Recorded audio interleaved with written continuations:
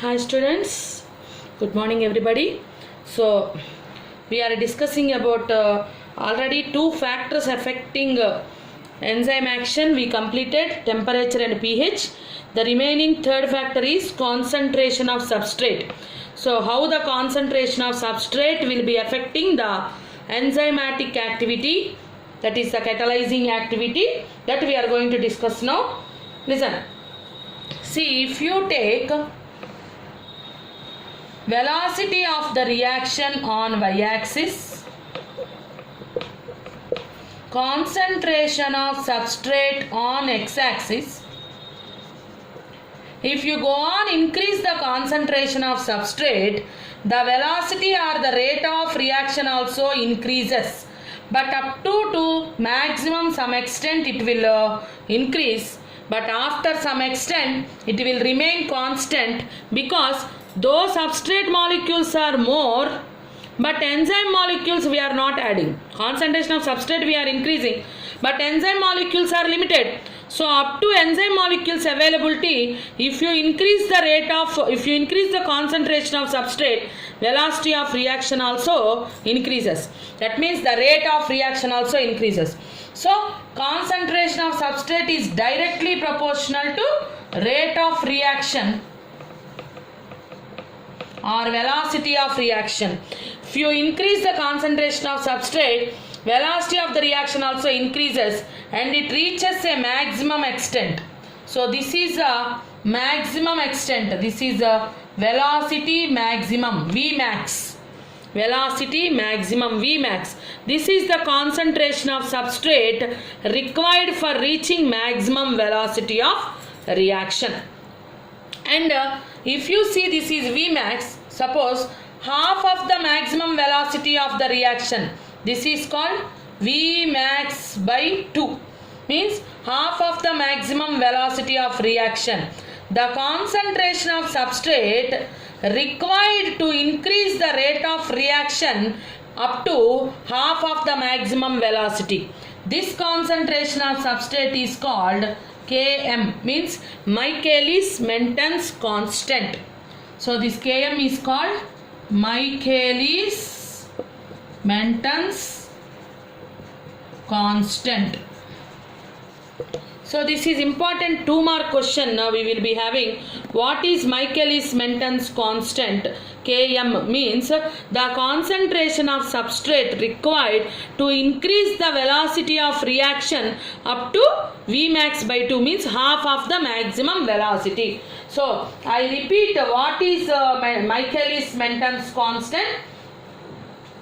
I repeat, Km, we will call it as Km. This is the Km value is the concentration of substrate required to cause half of the maximum reaction rate. Half of the maximum reaction rate. Concentration of substrate required to increase the half of the maximum reaction rate. That is called Michaelis-Menten's constant, which is called Km. Km. M-E-N-T-E-N, Menten, M-E-N-T-E-N, Michaelis-Menten's constant. This is important 2 mark question. This graph is also very important. I will keep all the graphs, photographs in your group. You can draw these graphs also. This is the concentration of substrate. If you increase the concentration of substrate, rate of reaction or velocity of reaction increases. But what is Km? It is the concentration of substrate required to increase the rate of reaction up to half of the maximum rate. That is called Michaelis-Menten's constant. And Km value is the measure for affinity or inverse value of affinity of enzyme to the substrate. Means suppose, see, this Km is more, means that means enzyme is having less affinity to substrate. So Km value is inversely proportional to affinity of enzyme to substrate. So how much affinity is present to the enzyme and substrate, depending on that Km value will be decided. So by seeing Km value, inversely proportional. The affinity, if suppose enzyme and substrate are more affinity, means more easily attractable and more easily they are binding, then Km value will be less, like that. So more will be the affinity of enzyme and substrate, less will be the Km. More is Km value means less is the affinity. This is about concentration of substrate. This is the factor that is affecting the enzyme activity. So next we are going to discuss about enzyme inhibition. So the action of enzyme can be inhibited by particular substances. The substance that inhibit the action of enzyme,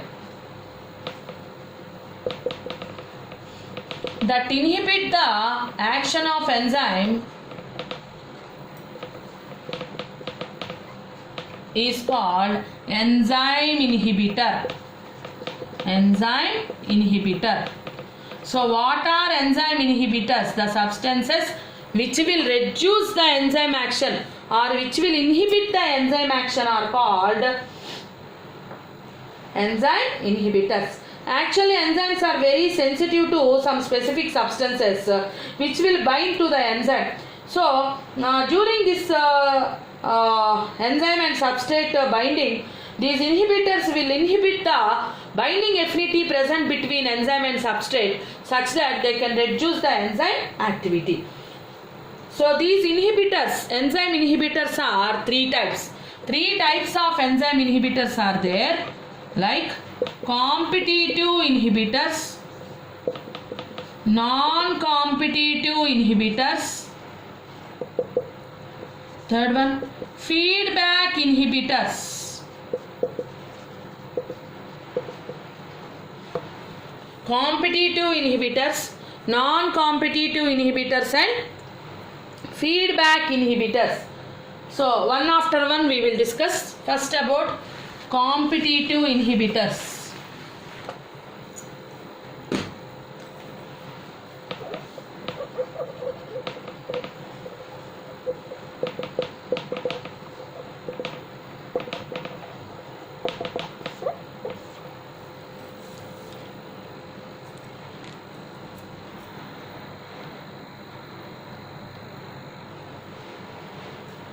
So what are competitive inhibitors? We are going to discuss. Listen.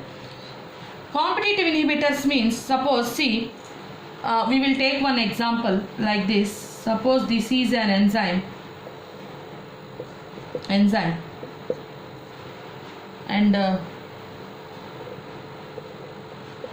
this is the substrate.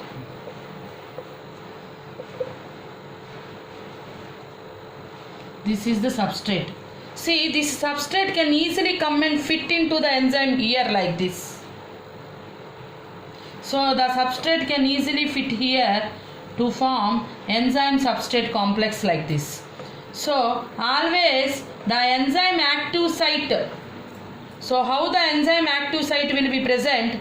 So easily the substrate will come and fit into this active site, like that the substrate will be. Suppose this is the substrate. See how the competitive inhibitors will be like this. See, this is inhibitor. So this inhibitor structure is similar to substrate structure. See, just a small change, but this also can fit here. This also can come and fit like this here, like this. This will become enzyme inhibitor complex. So what happens is, what are competitive inhibitors? See, this is enzyme, this is substrate, this is inhibitor. Competitive inhibitor structure is similar to substrate such that it will compete with the substrate to go and bind to the active site, such that instead of forming enzyme substrate complex, enzyme inhibitor complex will be formed, because of which enzyme action will be reduced, because it cannot act on substrate. So the reaction rate will be not increased. That is how the enzyme activity will be decreased by the inhibitor. Such type of inhibitors which competes with the substrate to bind to the active site of enzyme are called competitive inhibitors. The inhibitors which are similar to substrate structure and compete with the substrate to go and bind to the active site are called competitive inhibitors. Here what is happening, instead of enzyme substrate complex, enzyme inhibitor complex will be formed such that enzyme action is reduced. Enzyme activity will be inhibited. That is called competitive inhibitor.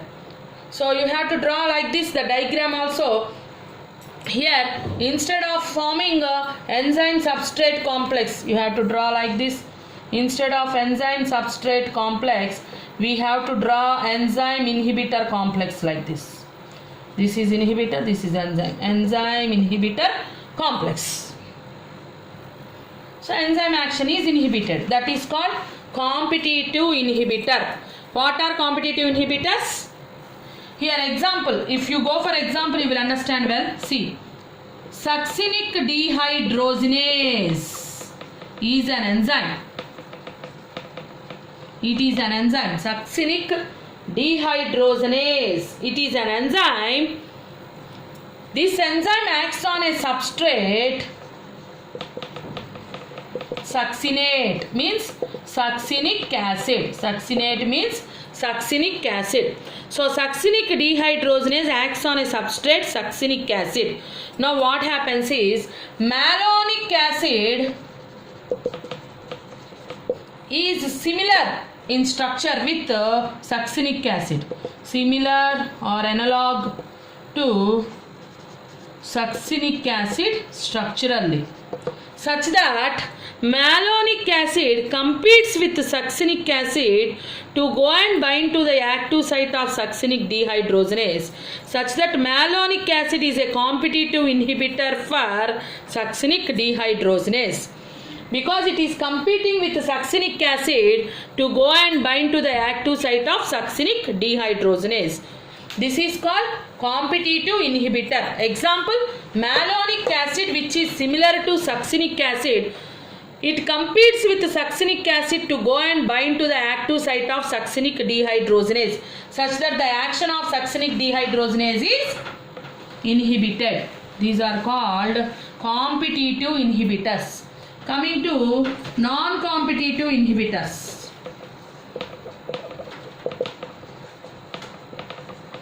Non-competitive inhibitors means these are not similar to substrate. See, suppose this is the enzyme. This is enzyme. This is substrate. So easily this substrate will come and bind into this active site, such that enzyme substrate complex will be formed. But how this non-competitive inhibitor will be? This is non-competitive inhibitor. So this is the structure of inhibitor. Now see, this inhibitor cannot go and bind here. Now this inhibitor will come and bind to the enzyme other than active site. Bind to the enzyme at a site which is other than active site, such that what happens, this inhibitor will come and bind to the enzyme other than active site like this. So because of binding of this inhibitor, the enzyme structure will be changed like this. Here enzyme inhibitor complex is formed.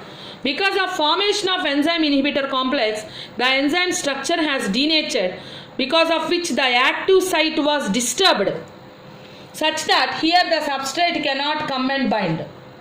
Like this the non-competitive inhibitors will be acting. I repeat, non-competitive inhibitors, they are not similar to substrate, but attached to enzyme at a site other than active site, such that enzyme structure is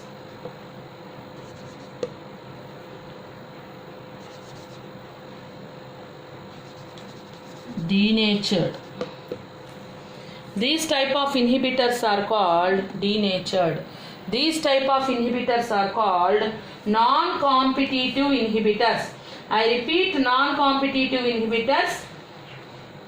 The enzyme action is inhibited. Non-competitive inhibitors are not similar to substrates but forms enzyme inhibitor complex by binding to other sites other than active sites such that the enzyme structure is changed. Enzyme structure is changed.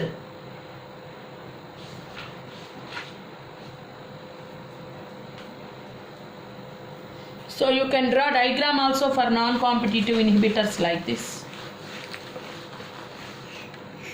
See now.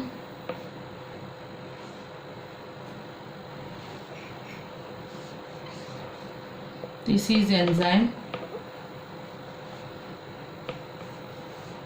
substrate. This is inhibitor. It results in the formation of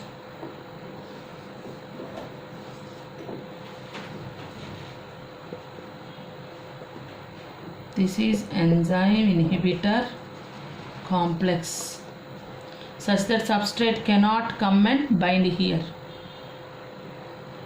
So like this enzyme inhibitor complex you can draw, because of which the globular structure means the proteinaceous structure that is present for the enzyme will get changed, because of which the substrate cannot come and bind. This is called non-competitive inhibition.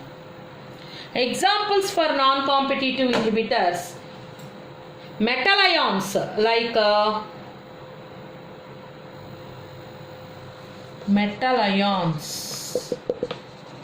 like copper, mercury, etc.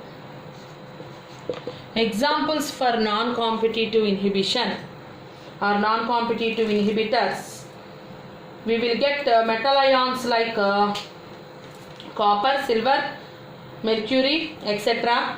And also we will get some other toxic substances like cyanides. Cyanides, these are toxins. These are also examples for non-competitive inhibitors. Next, coming to feedback inhibition. Feedback inhibition.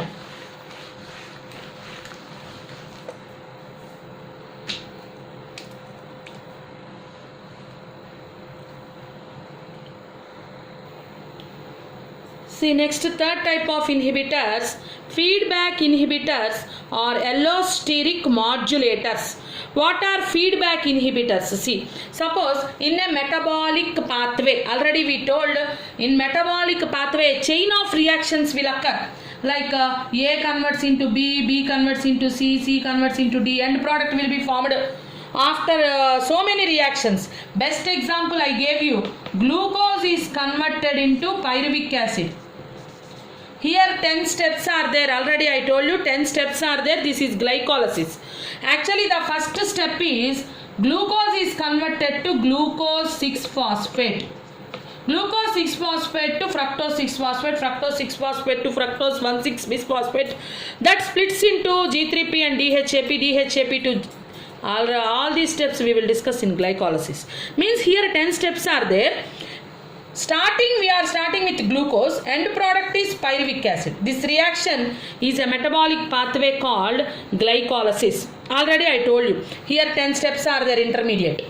Now, suppose pyruvic acid is accumulated. So, the end product is accumulated. Because of the accumulation of end product, the enzyme that is catalyzing the first step of that metabolic activity, that will be inhibited. That means here glucose is converted to glucose 6-phosphate by an enzyme called hexokinase. See here what happens is pyruvic acid is formed from PEP. Here PEP kinase enzyme will be present. But here what happens is accumulation of this end product pyruvic acid will not inhibit the particular enzyme acting here. It will go back and inhibit the enzyme that is catalyzing the first step of that metabolic process. That means feedback inhibition. So I repeat, The accumulation of end product will inhibit the action of the enzyme which is catalyzing the first step of that particular metabolic pathway. That type of inhibitors are called feedback inhibitors. Example, accumulation of pyruvic acid in glycolysis will inhibit the action of hexokinase which will catalyze the first step of the reaction glucose to glucose 6-phosphate. So just you have to remember, allosteric modulators means these are nothing but feedback inhibitors, but they can act both as inhibitors and also promoters. So they can act both as inhibitors and also as stimulators. Allosteric modulators can act both as inhibitors and also stimulators. They can stimulate the reaction or they can inhibit the reaction, allosteric modulators. So in that allosteric modulators only feedback inhibition is there in our syllabus. That example already I told you. Accumulation of end products will inhibit the action of an enzyme that catalyze the first step of that metabolic pathway. The type of inhibitors are called feedback inhibitors. These are different types of inhibitors. Next topic is about classification of enzymes.